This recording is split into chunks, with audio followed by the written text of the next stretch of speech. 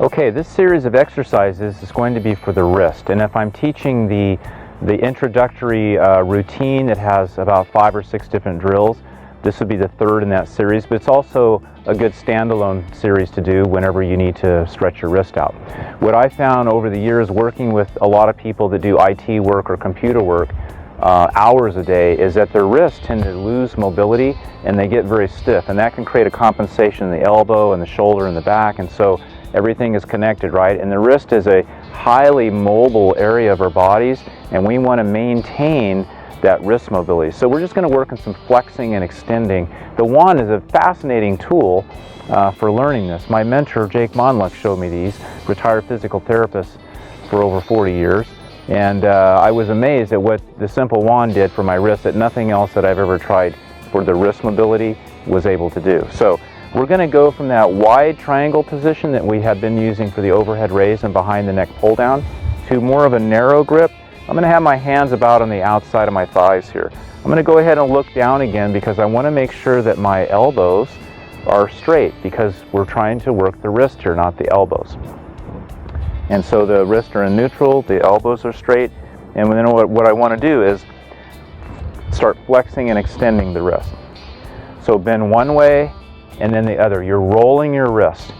And this part of the movement, when you roll the wrist down, is the most important because we're pulling these bones. There are a lot of little square bones in the backs of the hands, just like the above the arch of the foot, and there's space between there, or there should be space, and we want to open that space up. The body likes space between the joints, doesn't like a lot of compaction chronically, so we're going to stretch and open those joints. You might feel some tingling sensations going on, and just go back and forth. And it's common that when people do this, they try to move from the elbows because their wrists are locked up or they can't feel how they're moving. So again, the wand is going to let us feel our way through that. Keep the elbows in a soft lock so we really own the movement just out of the wrist. I usually do about 3 to 5 repetitions with people, then I have them switch the hand position. So this first position, the palms are back. Now we're going to reverse. The palms will be towards the camera, same thing.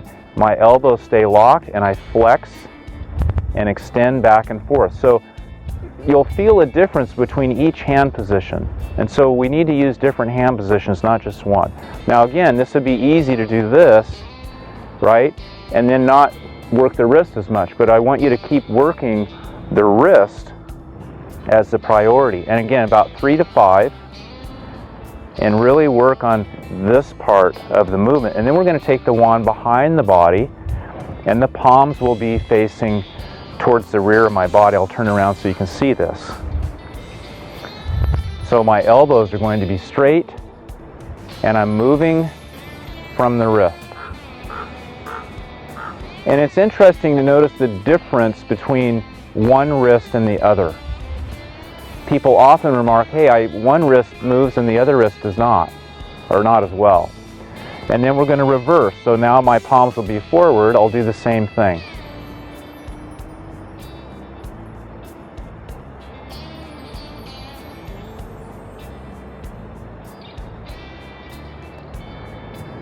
So those are the wrist drills, or there's other wrist drills too, but these are the ones that I really like to do.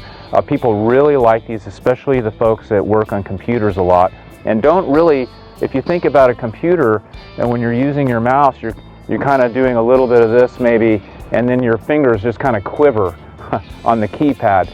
You don't get full wrist mobility and figure eights and circles and good flexion and extension and all that. So just from a very straight line standpoint, the wand is a nice tool to use with that little series.